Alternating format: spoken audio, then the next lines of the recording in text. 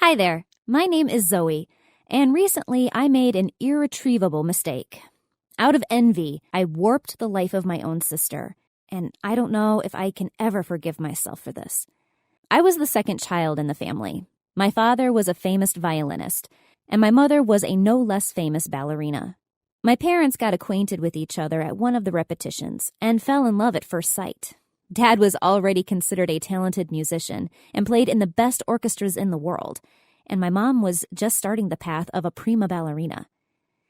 A few months later, they got married and began to live a happy family life.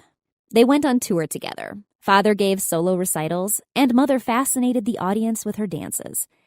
A few years later, their first child was born. It was my older sister, Aurora. She was a very expected child, and they were preparing to become parents for a long time. When Aurora grew up, our mom decided to keep her ballerina career going, but her dreams weren't destined to come true. She found out that she was pregnant again. This time, she carried me.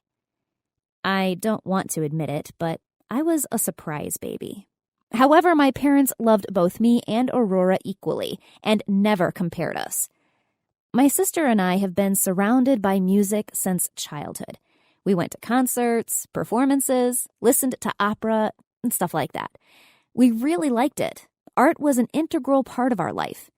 But most of all, we loved watching records from my mother's performances. She fluttered around the stage like a butterfly and looked very graceful, standing on the tips of her toes and in a white ballet tutu skirt. This is why we both dreamed of becoming female ballet dancers, like Mom, and we were looking forward to the time when we would be sent to a ballet school. When this happened, our happiness knew no bounds. We happily ran to each lesson and tried very hard to learn everything as soon as possible. Since our parents were very famous, Aurora and I expected a lot. We were considered gifted by default and received more difficult tasks than other children. At first, everything went well. We were both little stars and even performed in pairs. But over time, everything changed. Learning became difficult for me, and the teacher began to curse often when I could not do the splits or raise my foot high enough. On the other hand, Aurora succeeded to do everything. She was born with bendiness and quickly absorbed everything that the teacher said. I told my problem to my mom, and she, in order to support me, began to work with me additionally. But unfortunately, even with her help, I didn't achieve the proper result. While I was overcoming the splits, Aurora already moved into pirouettes and performed amazing jumps. Only with age, I realized how much I was inferior to my older sister. She was slimmer and more beautiful than me, had thick hair, a slim waist, and a swan neck. Aurora was the spitting image of our mother, and everyone around admired her and promised her a great future. But I decided not to despair and try myself in something else, namely in playing the violin. Still, my father was an excellent musician, and if my mother's talent wasn't transmitted to me, then maybe it was transmitted to me from my father? You can't even imagine my disappointment when it turned out that I had absolutely no ear for music. The violin sounded really awful in my hands. At first, Father said it was only a matter of practice, but after a few months, even he doubted it. Time passed by, but my playing didn't get any better. My fingers refused to obey me, and my ears quite calmly perceived all my playing out of tune. I understood the whole horror of the situation, only looking at the faces of people listening to me. Once, in order to support me, Aurora, for the first time in her life, picked up a violin and played several notes, wanting to show me that no one could do everything well right away. But everything happened just the other way around. She not only played perfectly in tune, but also on the go picked up the beginning of one of the Paganini's caprices. That's exactly how it happened, that my older sister had everything, and I had nothing. I was a real waste of skin, while my sister scaled new heights on stage and shone in the spotlight. I saw how our parents were glad for her. They didn't miss a single performance or contest, which she always won, of course. I continued to attend ballet school, but without any enthusiasm. Everybody's eyes were riveted on Aurora. She was loved and admired. I was only a shadow of my sister, which no one paid attention to. Even my parents, as it seemed to me that time, were more interested in Aurora than in me. Well, of course, she was a wanted daughter, beautiful and immensely talented. It seemed very unfair to me that I didn't receive anything from my parents. I was very envious of Aurora and couldn't rejoice at her successes. Because of this, my relationship with her was beginning to unravel.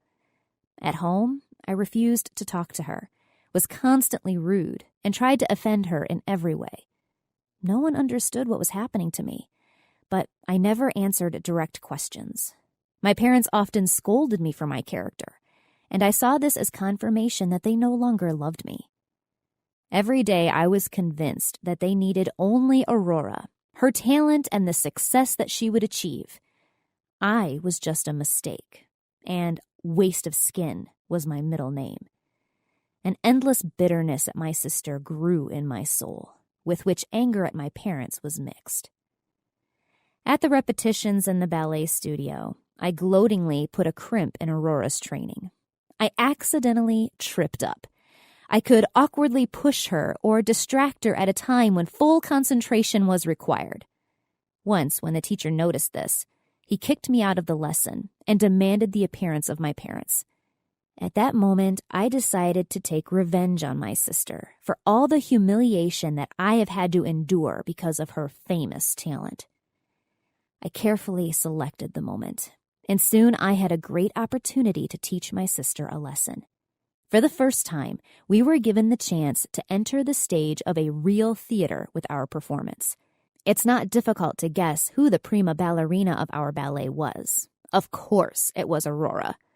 I got the role of some kind of flower in the background. But I was no longer upset.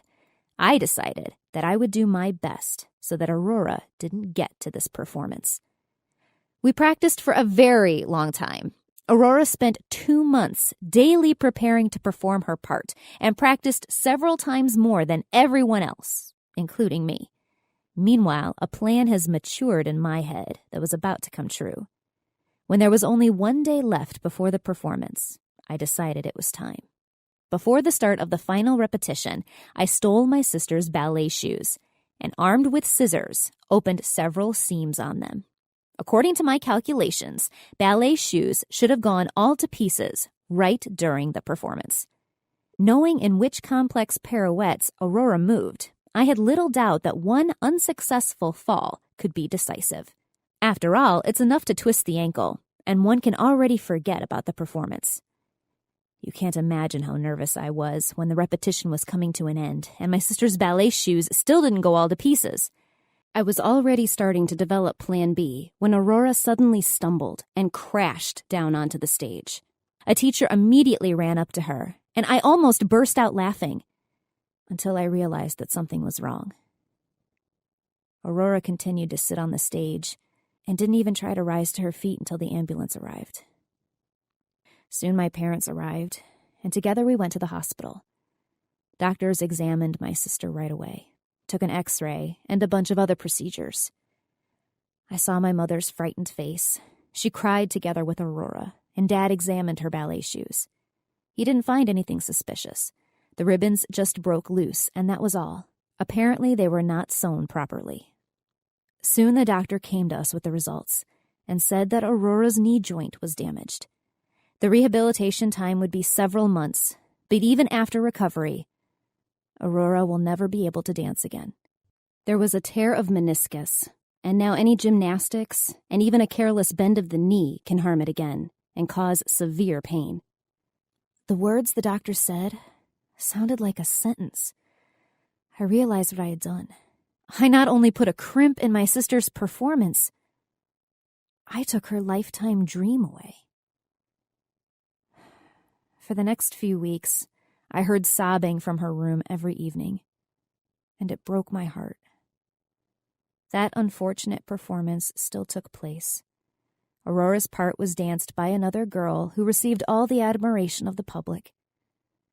After the performance, I immediately left the ballet school. I felt a deep sense of guilt, and I couldn't leave my sister. I tried to help her in every possible way.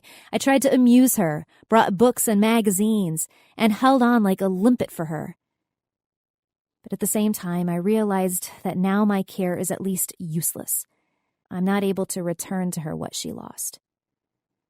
Knowing what I had done was so hard for me that I couldn't stand it. One day I talked about everything to my parents, about my envy, about the damaged ballet shoes, and about how I was sorry having done it. My parents were shocked by my revelation, but managed to forgive me. They even apologized for making me feel left out. Having consulted, we decided that we shouldn't tell Aurora about this. Let it remain just an accident for her. When my sister finally removed the plaster and tied a bandage, my father offered her to play the violin. He knew that she would succeed if she wanted to, of course. And Aurora didn't refuse. I was struck by her strength of mind. And although I continued to hear her quiet sobbing sometimes at night, every day she picked up the violin and stubbornly moved on. Unfortunately, after the open talk with my parents, I didn't feel any better. I understood that the mystery of the damaged ballet shoes would bother me all my life. Every day I talk with Aurora. She is always glad to see me and smiles happily when we spend time together. I'm afraid that, having found out the truth, she will hate me, and I'm afraid of this with all my heart. I know that I'm doing wrong and dishonest in relation to my sister, but I have no idea what to do next. Do you think I should admit that I was wrong and explain to her what I have done? Write your answer in the comments. This will help me to make the right choice. Don't forget to leave a like and subscribe to our channel,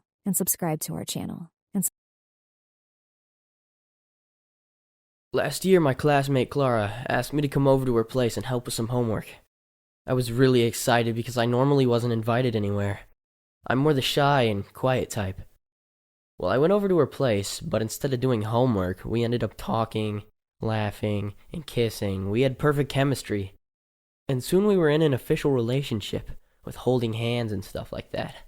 I think both of us were quite happy, but there was one problem. Brandon. He was a douchebag and always flirted with Clara. I didn't even care, but Clara always smiled at him and giggled at his stupid jokes. It really made me feel insecure. Everyone thought Brandon was amazing, especially the girls. But I knew he was just a douche who bullied weaker people and disturbed classes. One day he came over to me and he said, "Be careful, I won't steal your girl. She likes me more than you anyway," and then laughed.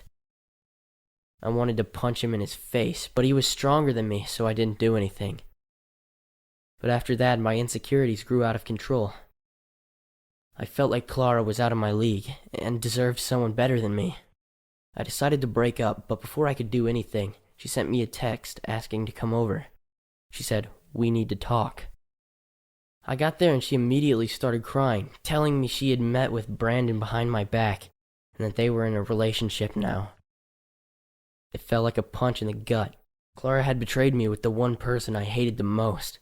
I was so angry I wanted to scream, but I left without saying anything, feeling like a complete loser. My next day in school was the worst. Everyone made fun of me, saying Brandon had stolen my girlfriend. To make things worse, he kissed her in front of the whole class, which made everyone laugh at me even more. But a few months later, the dream couple broke up. Brandon said he had slept with too many other girls, and Clara couldn't take it anymore. Even though I felt like Clara got what she deserved, I still felt bad for her. One, she texted me, "Hey, how are you?" And I desperately wanted to reply, but there was no way I could ever forgive her, so I just blocked her. It was tough, but I think I understand why girls love Brandon so much. He might be a jerk to me, but with the girls he's confident and funny. I'm more the opposite, insecure and boring. But I'm trying to change that now. I'm doing stand-up comedy twice a week, and it really pushes me out of my comfort zone. Sometimes drunk people tell me I suck, but I just laugh it off and continue my set. I actually kind of enjoy being the center of attention, and I've even had a few girls interested in me. It might take a while, but I'm confident I'm gonna find someone who won't cheat on me.